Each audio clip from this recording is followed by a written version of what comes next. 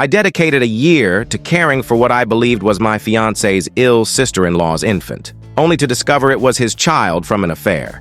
His entire family concocted a false tale to exploit me as a free caregiver until he could end our relationship. Hello, Reddit. This is my first post, and I urgently need guidance and perspective on this matter. I'm a 26-year-old woman engaged to my fiancé, Lucas, 28 for the past year, but we haven't made any progress toward wedding plans. I've pressed him on it, but he keeps stalling, claiming our engagement should suffice and we can marry later. I'm confused by this, which has sparked frequent arguments. Additionally, I've been looking after his supposedly sick sister-in-law's 1-year-old son, as she's allegedly too frail to manage. Lucas explained she's battling leukemia and lacks the means to care for her child, with no family support available. His parents are too occupied, so she turned to him and he agreed. I've shouldered most of the responsibilities and covered all expenses because I felt sympathy for the child. Lucas's older brother passed away 18 months ago, which seemed to align with the story, reinforcing my belief that I was helping a grieving family. But that wasn't the reality. I uncovered the truth bizarrely through an anonymous call a few days ago. The caller was cautious, using a disposable phone and a voice-altering app to conceal their identity. I have no idea who they were, but their information proved accurate. After verifying it was me, they revealed that the child wasn't Lucas's sister-in-law's, but his son with his 21-year-old girlfriend, a college student. They planned to use me as a free nanny until she finished school, after which Lucas would leave me. I initially thought it was a cruel joke, given our 4-year relationship, and couldn't fathom him cheating. I nearly dismissed it, but the caller urged me to visit a restaurant outside town to confirm their claims. The call ended abruptly before I could ask more. Given my ongoing disputes with Lucas about his reluctance to plan our wedding, I decided to check the restaurant for peace of mind. As you might guess, I spotted Lucas there with a young woman I'll call Dana. We both knew her. She was a barista at a nearby cafe we often visited. I heard she left her job last year to focus on studies, and I hadn't seen her since, likely because she was pregnant with my fiancé's child. When I entered the restaurant, they didn't notice me. Instinctively, I pulled out my phone, snapped photos of them laughing and talking, returned to my car, and shared the images on Instagram. I tagged Lucas, captioned the post accusing him of betrayal and deceit, and vowed he'd regret it. Then I drove to my parents' house, where I'd left the child before heading to the restaurant. There, I blocked Lucas and confided in my parents, breaking down in tears. They promised to help me resolve everything. After an hour, I returned home, where Lucas was waiting. He claimed he and Dana were just friends, but I confronted him with the anonymous call's details. He insisted it was likely a prank, and that Dana met him to discuss a job opportunity at his company post-graduation. He argued I shouldn't trust an anonymous tip and should have talked to him before posting online, shaming him.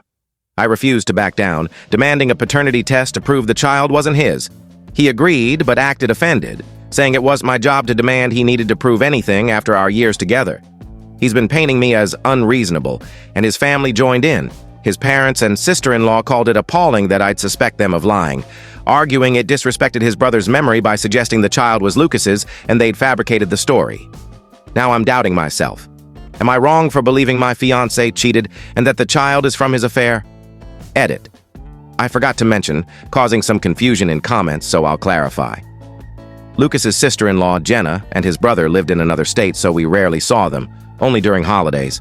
After his brother's death, Jenna stopped attending family gatherings, understandably grieving, and no one minded. Then, about 7 months ago, roughly 8 months after her husband's death, Jenna passed away. A few weeks later, she told us she'd given birth and needed Lucas to take custody because she couldn't cope alone. There was no formal announcement, which I didn't find odd given her recent widowhood and desire for solitude. She privately asked Lucas and me to care for her baby, saying she trusted us and would travel to us while her health allowed, transferring responsibility to us during her treatment. I couldn't hesitate, knowing I'd handle most duties since my work hours were shorter. I loved Lucas, his family was always kind, and I wanted to support them, so I agreed eagerly. Honestly, nothing seemed suspicious. The timeline made sense. Her husband died early in her pregnancy, so she kept it private, supported only by her parents and close friends to avoid attention. She stayed discreet, and with her leukemia diagnosis, her parents were preoccupied, and Lucas's parents were busy with their own issues, making Lucas her only option. I never questioned the story as it seemed plausible, and I couldn't imagine they'd invent such a lie. Now I'm not so certain. Update 1. It's been weeks since my last post, and I've been overwhelmed with everything. I moved out of the home I shared with Lucas for 3 years because I couldn't stay with him. That process was exhausting and emotionally draining, so I haven't had energy to update. I'm staying with my parents, but searching for my own apartment, needing space to heal. As you may have inferred, the anonymous call was truthful. Days after my post, I gave Lucas an ultimatum: confess or I'd leave. He admitted he'd been involved with Dana. She got pregnant and chose to keep the baby. Though he initially opposed it, he grew fond of her. He told his family, but instead of being honest with me for a clean break, they crafted a detailed lie because Dana was still in college and her family couldn't support her financially. They relied on my kindness to raise Lucas's child while he continued seeing Dana. When Lucas offered to watch the baby for walks, he was actually taking him to meet Dana. It's horrifying how they exploited his brother's death to deceive me. I can't comprehend how they stooped so low. Even in my darkest moments, I'd never devised such a cruel plan. I despise them deeply, and that's an understatement. Betrayed, shattered, and heartbroken don't capture my pain. My world has collapsed, and it's not just Lucas. His whole family has devastated me, eroding my trust in others. This is among the worst experiences of my life. Even Jenna's leukemia was fabricated. She's perfectly healthy. Now I understand why Lucas always discouraged me from visiting Jenna, claiming she wanted privacy. I never pushed, busy with work and childcare, and I feel foolish for never suspecting anything. I trusted them completely, as they'd always been kind, but now I feel utterly duped. I was manipulated for a year, and even if I wanted revenge, I wouldn't know how. Moving on seems the only path. This topic is too painful, making me cry whenever I dwell on it.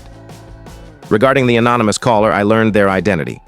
Days ago, I got an email from someone I'll call Felix, offering details about the caller and a number to contact.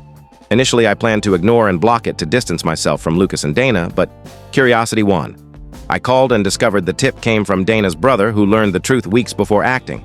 Lucas and Dana had met her family, where he was introduced as her boyfriend, set to marry her post-graduation to raise their child. They were unaware of me or the deception. One day, Felix overheard Dana crying at home during a visit.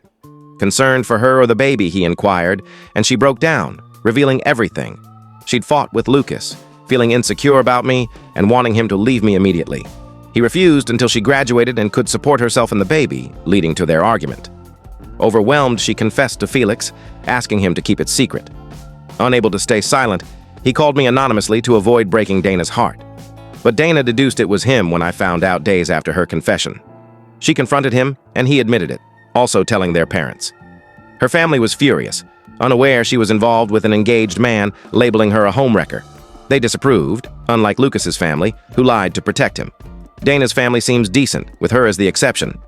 Felix apologized on their behalf, but I assured him they weren't to blame, thanking him for exposing the truth, saving me from further investment in the relationship. It's reassuring some honest people exist, unlike Lucas's family.